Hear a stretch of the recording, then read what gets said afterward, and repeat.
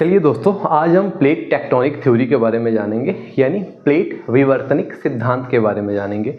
हम ये जानेंगे कि ये सिद्धांत क्या बताता है। हम ये जानेंगे कि इस सिद्धांत के अंतर्गत जो प्लेटें हैं वो उसकी स्थिति कहाँ पे है, उसका लोकेशन कहाँ पे है, कौन कौन सी प्लेटें हैं, कौन सा महाद्वीप या कौन सा देश किस प्लेट से संबंधित है, इसके बारे में हम डिटेलिंग करेंगे। ठीक है, हम जानते हैं कि प्लेट और टेक्टोनिक दो शब्द हैं। प्लेट का मतलब क्या हुआ? स्थलीय दृढ़ भूखंड होता है प्लेट। स्थलीय दृढ़ भूखंड का मतलब क्या होता है? जैसे हम इस पृथ्वी पे खड़े हैं तो हम प्लेट पे ही खड़े हैं। ठीक है, जैसे यहाँ पर आप देख सकते हैं नॉर्थ अमेरिका और साउथ अफ्रीका, यह एक प्लेट ही है, यानी कि एक सॉलिड टुकड़ा जिस पे हम खड़े हैं वो प्लेट कहलाएगा। नॉर्मल आप समझ लीजिए। टेक्टोनिक का मतलब होता है विस्थापन या गति, यानी कि प्लेटों के प्रवाह या उसके स्वभाव के बारे में अध्ययन ही प्लेट टेक्टोनिक सिद्धांत कहलाएगा। ठीक है, हम जानते हैं कि प्लेट टेक्टोनिक ये जो सिद्धांत दिया गया ये कोई अचानक से 2 दिन में नहीं दिया गया। इसके पीछे इसका एक लंबा इतिहास रहा है। वेगनर साहब आते हैं, टेलर आते हैं, आर्थर होम्स आते हैं, हैरी हेस आते हैं, मॉर्गन आते हैं, मैकेंजी आते हैं, पार्कर आते हैं और ऐसे कई सारे भूवैज्ञानिक आते हैं जो इसको बनाने में अपनी महत्वपूर्ण भूमिका देते हैं।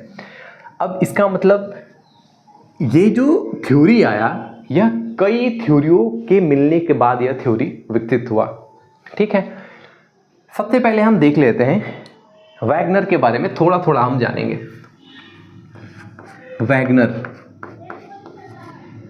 1912 के टाइम में वैगनर ने एक सिद्धांत दिया जिसका नाम था महाद्वीपीय विस्थापन सिद्धांत। महाद्वीपीय विस्थापन सिद्धांत, महाद्वीपीय विस्थापन सिद्धांत दिया। इसमें उन्होंने ये बताया कि हमारे महाद्वीप का विस्थापन हो रहा है। हमारा महाद्वीप जो है यह एक दूसरे से दूर जा रहे हैं और कहीं पे एक दूसरे के करीब आ रहे हैं। ठीक है, इतना आप जानिए। इन्होंने एक चीज़ और बताया कि कार्बोनिफेरस युग में, कार्बोनिफेरस युग का मतलब है आज से लगभग 36 से लेके 28 करोड़ समय वर्ष पहले, लगभग कार्बोनिफेरस युग में हमारी जो पृथ्वी है यह इसके पास बस एक ही कॉन्टिनेंट था जिसे सुपर कॉन्टिनेंट कहा गया या पैंजिया कहा गया। इसके पास क्या था? एक ही कॉन्टिनेंट था जिसे क्या कहा गया? पैंजिया कहा गया। इसे पैंजिया कहा गया और इसके चारों ओर ये जो महासागर था ना, इसका ये एक ही महासागर था और इसको उन्होंने पैंथालासा का नाम दिया। पैंथालासा का नाम दिया। ये बात हो रही है कब की? कार्बोनिफेरस युग की, आज से लगभग 28 या 30 या 32 करोड़ साल पहले की।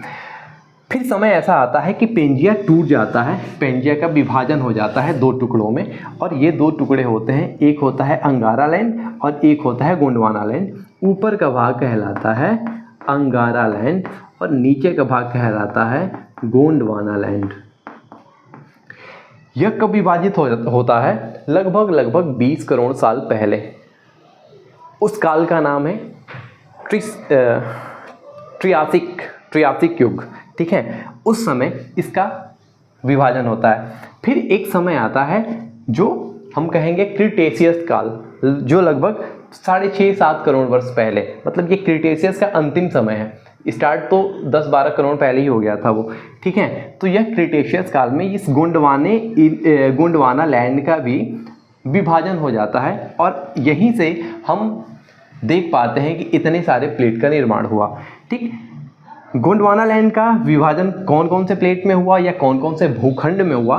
तो एक है साउथ अमेरिका, यहाँ पर अफ्रीका, ऑस्ट्रेलिया, मेडागास्कर, जितने भी साउथ के, यहाँ तक कि भारत भी गोंडवाना लैंड का ही हिस्सा है। जितने भी साउथ के पार्ट हैं वो गोंडवाना लैंड के हैं और जितने ही नॉर्थ के पार्ट हैं वो अंगारा लैंड है। जैसे नॉर्थ अमेरिका हो गया, ये जो ग्रीनलैंड हो गया, यूरेशिया का ये पूरा एक लार्ज जो पार्ट है वो हो गया। ठीक है, तो हम जाने अंगारा land, Gondwana land, Pangaea, Panthalassa. ठीक है, अंगारा लैंड को ही हम लॉरेंसिया या लॉरेसिया कहते हैं। ये लॉरेसिया जो नाम है ना, ये टेलर ने 1910 के नियर अबाउट में दिया था। ठीक है, इतना हमने जाना, वेगनर ने ये सिद्धांत दिया था। ठीक है, अब हम जानेंगे थोड़ा सा आर्थर होम्स के बारे में। ठीक है, आर्थर होम्स के बारे में। आर्थर होम्स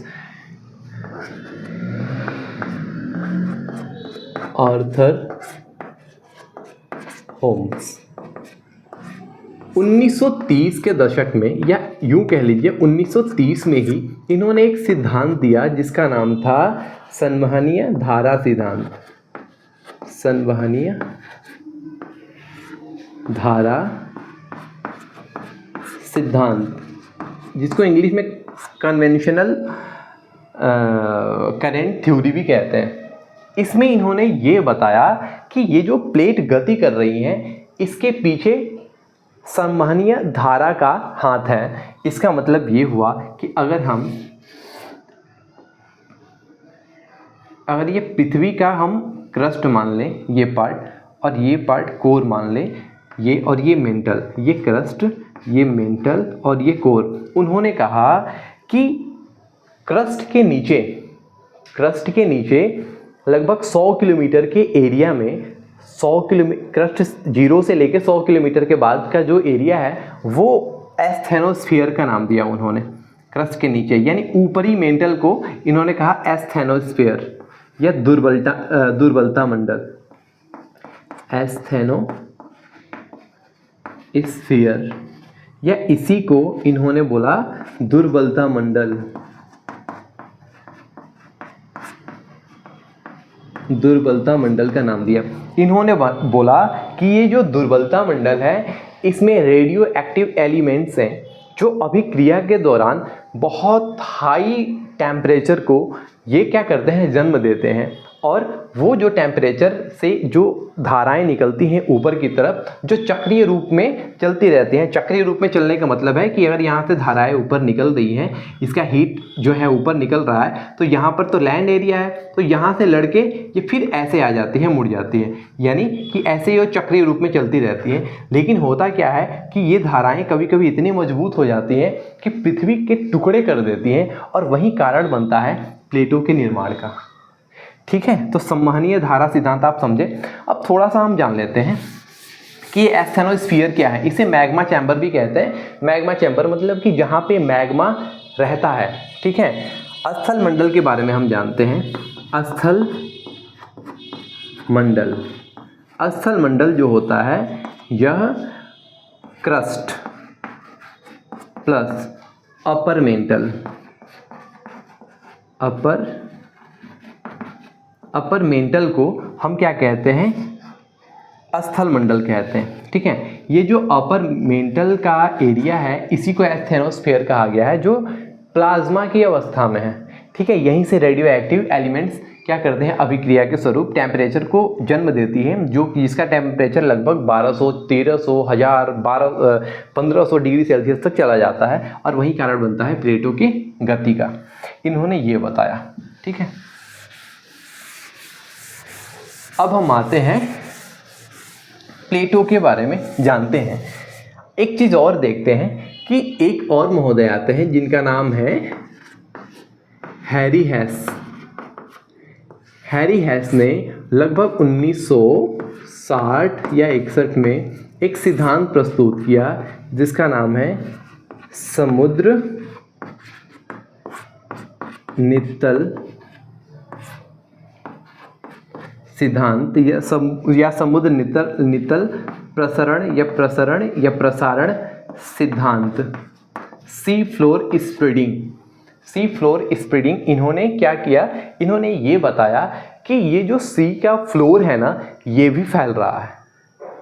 ठीक, तो आपने देखा कि ये तीनों जो हम जाने यह कितना महत्वपूर्ण है इसके बारे में जानना, कि हमारी प्लेट क्यों आगे चल रही है, क्यों टूट रहा है, क्यों समुद्र भी फैल रहा है। आप यहाँ पर देखेंगे तो ये जो अटलांटिक महासागर है जो एस आकार का है, इसके बीच की दूरी यानी कि अमेरिका और इधर यूरोप और अफ्रीका के बीच की दूरी बढ़ रही है।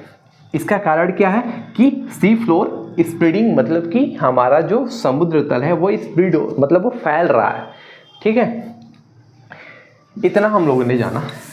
अब 1955 का दिन आता है, और 1955 के टाइम एक आते हैं टूजो विल्सन ने सबसे पहले प्लेट टेक्टोनिक का नाम दिया। उन्होंने सबसे पहले प्लेट का या टेक्टोनिक का उन्होंने वर्ड यूज किया। ठीक, हम जानते हैं विल्सन के बारे में, इतना ही महत्वपूर्ण है उनके बारे में कि विल्सन ने क्या किया, 1955 के नियर अबाउट में उन्होंने टेक्टोनिक शब्द का यूज किया। ठीक, फिर आता है समय 1967 यानी 1966। 3 भूवैज्ञानिक होते हैं, मॉर्गन, पार्कर और एक है मैकेंजी।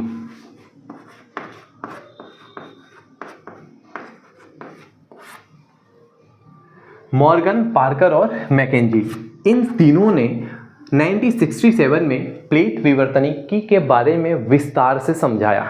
तब जाके यह जो सिद्धांत है हमारे सामने आया। ठीक, अब हम जानते हैं प्लेट टेक्टोनिक के जो भी जितने भी प्लेटें हैं उसके बारे में हम जानते हैं। ठीक, अब हम जानेंगे कि ये जितने भी भूखंड दिख रहे हैं यह प्लेट हैं जिस पर हमारा कॉन्टिनेंट ही प्लेट है, जिसका हम लोगों ने अलग अलग नाम रख दिया है। ये जो प्लेट है इसको कहते हैं नॉर्थ अमेरिकन प्लेट, उत्तरी अमेरिका प्लेट, इसको कहते हैं दक्षिणी अमेरिका प्लेट। यह मेजर प्लेटें हैं, बड़ी प्लेटें हैं जिनकी संख्या 7 है। फिर यहाँ पर यूरेशियन प्लेट, फिर यहाँ पर अफ्रीकन प्लेट 4, फिर यहाँ पर इंडो ऑस्ट्रेलियन प्लेट 5, फिर यहाँ पर अंटार्कटिका प्लेट, फिर यहाँ पर पैसिफिक ओशियन या पैसिफिक प्लेट। 7 प्लेटें ये होंगी। ठीक है, ये जो 7 प्लेटें हैं यह लगभग हम इसको हमारा जो इसका जो विस्तार है ये हमारे महाद्वीप के अकॉर्डिंग ही है। ठीक है, अब हम जानते हैं छोटी प्लेटों के बारे में। जब हम छोटी प्लेटों के बारे में चर्चा करते हैं तो हम यहाँ पर देखते हैं कि यहाँ पर है जॉन डी फ्यूगा प्लेट है। यहाँ पर देखेंगे यहाँ पर कोकोस प्लेट है। यहाँ पर देखेंगे यहाँ पर नज़का प्लेट है। ठीक, यहाँ पर देखेंगे स्कोटिया प्लेट है। यहाँ पर देखेंगे फ्यूजी प्लेट है। यहाँ पर देखेंगे फिलीपींस प्लेट है। यहाँ पर कैरोलिन प्लेट है। ऐसे बहुत सारे प्लेट हैं। ठीक है, यहाँ पर देखेंगे अरेबियन प्लेट है। ठीक, तो ये जो हमने बताया यह प्लेटों का विस्तार है। ठीक, अब हम थोड़ा सा एक चीज़ और जानने का प्रयास करेंगे वैगनर महोदय के बारे में। वैगनर ने क्या बोला था? वैगनर ने ये बोला था कि यह जितने भी महाद्वीप हैं कि ये एक दूसरे से चिपके हुए थे। ठीक, इन्होंने इसके लिए प्रूफ भी दिया। उन्होंने बोला कि यहाँ पर और यहाँ पर ये दोनों को अगर चिपकाया जाए तो ये एक दूसरे से फिट कर जाते हैं। इसे जिग्सॉ फिट का नाम दिया उन्होंने। फिर उन्होंने बोला कि ये जो पूर्वी अमेरिका है और यूरोप का और ये अफ्रीका का ऊपरी हिस्सा अगर चिपकाया जाए तो वो चिपक जाएगा। इसमें काम करने के लिए मतलब इसी काम को प्रूफ करने के लिए, इस बात को प्रूफ करने के लिए 1964 में एक व्यक्ति है जिनका नाम है बुलार्ड ने कंप्यूटर की सहायता से एक चित्र बनाया और वो जो चित्र था वो समुद्र के तल से 1000 फैदम नीचे गहराई का लिया हुआ चित्र था। और उन्होंने क्या किया कि समुद्र के नीचे 1000 फैदम, एक फैदम में होता है 1.829 मीटर। ठीक है, तो उतने मीटर 1000 फैदम नीचे जाके जब इन्होंने इन सारे चीज़ों को, सारे प्लेटों को जब आपस में चिपकाया तो देखा कि वास्तव में ये सब मिलके एक ही कॉन्टिनेंट बनाते हैं जिसे सुपर कॉन्टिनेंट या पैंजिया बोला था किसने? वैगनर ने। तो वैगनर का ये चीज़ भी सही हुआ। वैगनर ने ये भी चीज़ बोला था कि जैसे यहाँ पर घाना नामक एक देश है, ठीक है, यहाँ पर नाइजीरिया है, घाना है, ठीक है, गैबोन है, तो और यहाँ पर ब्राज़ील है। ब्राज़ील में तो सोर्स मिलते हैं सोने की खदान है, लेकिन यहाँ पर कोई सोने की खदान नहीं है, फिर भी यहाँ पर सोना कैसे मिलता है? ये प्रूफ होता है कि ये वाला पार्ट कभी इससे चिपका हुआ था। ठीक है, एक चीज़ और जानते हैं, लैमूर नामक एक प्रजाति है वो जानवर की, वो यहाँ पर साउथ अफ्रीका में मिलती है, मेडागास्कर में मिलता है और वो भारत में मिलता है। इसका मतलब ये हुआ कि यह तीनों को भी एक दूसरे से क्या थे? चिपके हुए थे, सटे हुए थे। आप जब देखेंगे भारत का ये राजस्थान वाला हिस्सा, और ये हॉर्न ऑफ अफ्रीका जहाँ पे इरिट्रिया, जिबूती वगैरह है, ये इसमें सेट कर जाएगा। अगर आप मैप देखेंगे तो आप पाएंगे कि ये तो एक दूसरे से चिपक जा रहा है, ठीक है। कई भूगर्भ शास्त्रियों ने मेडागास्कर, अफ्रीका और भारत को मिला के लेमुरिया महाद्वीप का भी नाम दे दिया, ठीक है। ऐसे बहुत सारे ऐसे चीज़ें हैं जिसके ये प्रूफ करती हैं कि हमारा कॉन्टिनेंट एक दूसरे से चिपका हुआ था, ठीक है। आप लोग एक बार फिर देख लीजिए, यहाँ पर जो प्लेट हैं ये है नॉर्थ अमेरिका प्लेट, ये जो है ये साउथ अमेरिका प्लेट है, ये जो है यूरेशियन प्लेट है, ठीक। ये अफ्रीकन प्लेट है, ये ऑस्ट्रेलियन या इंडो ऑस्ट्रेलियन न्यूजीलैंड प्लेट है, या इसे इंडियन प्लेट भी कहेंगे, ठीक है। इसका विस्तार पूरा इधर तक है, ठीक है। तो ये इंडो ऑस्ट्रेलियन प्लेट है, ठीक है। ये पैसिफिक प्लेट है, ठीक, पैसिफिक प्लेट, ठीक है। और ठीक ये हाँ ये, और फिर ये अटलांटिक आर्कटिक प्लेट है, या आर्कटिक नहीं, आर्कटिक ऊपर है, वो प्लेट नहीं है, अंटार्कटिक प्लेट है, ठीक है। तो ये प्लेटों के बारे में जाने।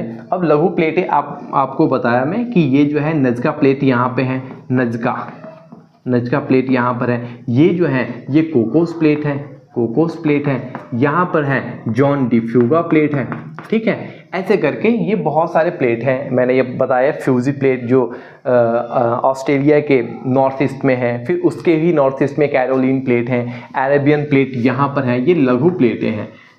मेजर प्लेटें 7 हैं और लघु प्लेटें ये हैं, ठीक है। तो कैसी लगी आपको जानकारी, कमेंट बॉक्स में आप ज़रूर कमेंट करके बताएं। धन्यवाद।